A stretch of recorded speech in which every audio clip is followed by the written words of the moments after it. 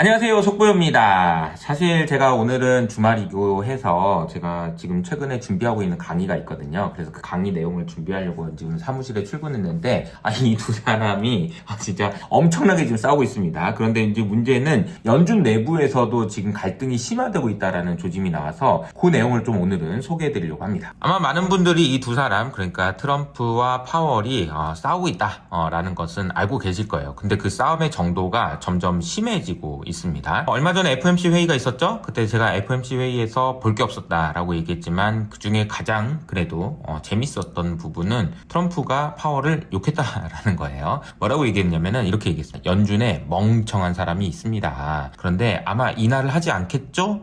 내가 연준에 가야 될 것 같습니다. 이런 이야기를 하면서 제 파월 쟤는 그냥 정치적인 게 아니고 그냥 나를 싫어하는 것 같아.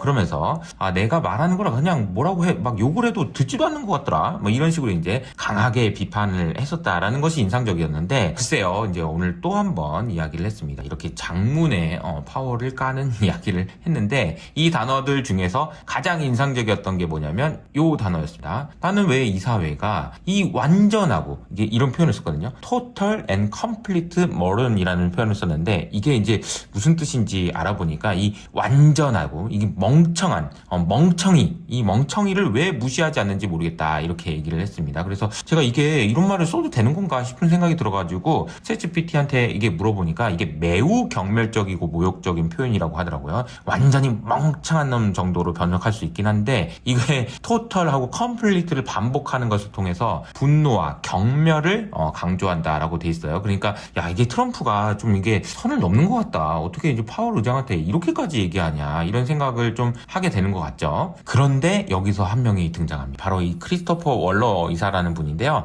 이분이 갑자기 FOMC 회의가 끝난 지 몇 시간 되지도 않았는데 7월 달에 금리 인하를 해야 될 것 같다. 이런 이야기를 한 거죠. 그래서 제가 오늘 아침에 모닝회에서도 정리를 해놨지만 이게 발언 수위가 점점 높아지고 있습니다. 7월에라도 당장 인하를 해야 된다라는 얘기가 나오고 있는 거죠. 글쎄요, 이게 지금 벌써 이렇게 이야기가 나온다는 게 이상했는데 여러분 잘 아시는 것처럼 닉 티밀하우스 기자가 파월 의장의 신복이잖아요. 파월 의장의 신복이잖아요. 그래서 닉 티밀하우스 기자가 크리스토퍼 월러 이사를 까는 글을 썼습니다. 또 이게 이제 이 장문의 글인데 이 내용의 이제 뉘앙스를 살펴보면 이런 뉘앙스예요. 크리스토퍼 월러 이사는 이거 그 사람 저 위원회에서 중심에 있었던 적도 없었던 그냥 별걸 일 없는 사람이잖아. 이렇게 얘기를 했고요. 그리고 매우 유연하거나 흔들릴 수 있는 가드레일을 맨날 이렇게 받고 이런 사람이야. 일관성도 없는 사람이야. 이렇게 얘기를 했고요. 데이터에 휘둘려서 자기 입장을 번복하고 그런 사람이고 비둘기로 전환하면서 왔다 갔다 하는 그런 사람이다. 리도브라는 표현을 써가지고 굉장히 좀 이렇게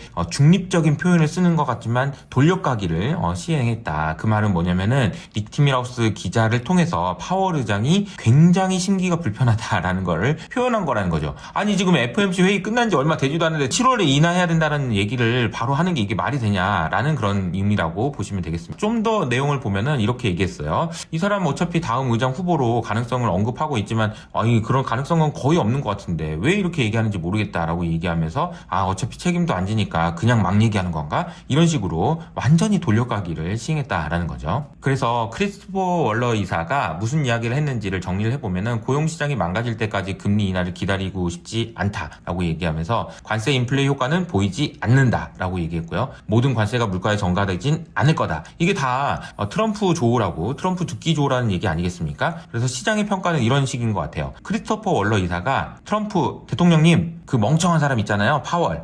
이 나가기 전까지 제가 그림자 연준 의장 역할을 맡겠습니다. 저에게 역할을 주십시오. 저에게 맡겨주신다면 최선을 다하겠습니다. 이런 거 아니냐라는 의견이 나온다는 거죠. 근데 이제 제가 한 가지 주목하는 거는 제가 스테이블 코인 시장에 대한 이야기를 많이 했었고 그동안 스테이블 코인과 관련된 공부를 할 때 대부분 크리스토퍼 월러 이사님의 연설이나 그런 부분들을 반영했습니다. 그래서 실제로도 A Very Stable Conference라는 곳에서 크리스토퍼 월러 이사가 얘기했던 내용들을 정리해가지고 소개해드리기도 했었죠. 그러니까 다시 말하면 이 크리스토퍼 월러 이사는 단순하게 금리를 인하하냐 인상하냐 이런 이야기가 아니라 미국 내에서 스테이블 코인을 도입하는데 굉장히 중요한 역할을 하는 사람이라고 볼 수 있다라는 거죠. 그런데 보시는 것처럼 서클의 주가가 30불에서 시작해서 지금 어제 또 20% 올라가지고 240불까지 올랐어요. 그런데 저는 이 서클의 주가가 올라가는 거 그래서 뭐 주주분들 축하드리긴 하는데 최근에 관심 있게 보는 거는 이겁니다. 비자의 주가인데요. 비자도 그렇고 마스터카드도 그렇고 최근에 카드 회사의 주가가 흔들리고 있습니다. 그 이유가 서클이라는 스테이블 코인이라는 결제 시스템이 도입될 경우에 월마트라든지 아마존 같은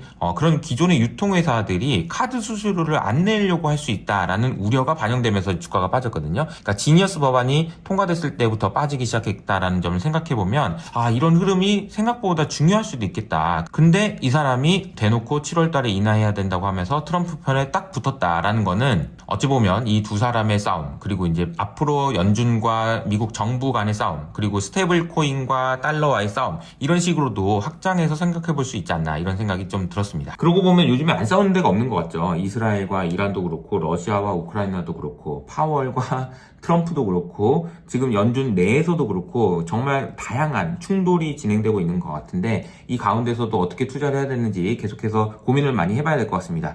주말 잘 보내시고요. 저는 다음 시간에 인사드릴게요. 안녕!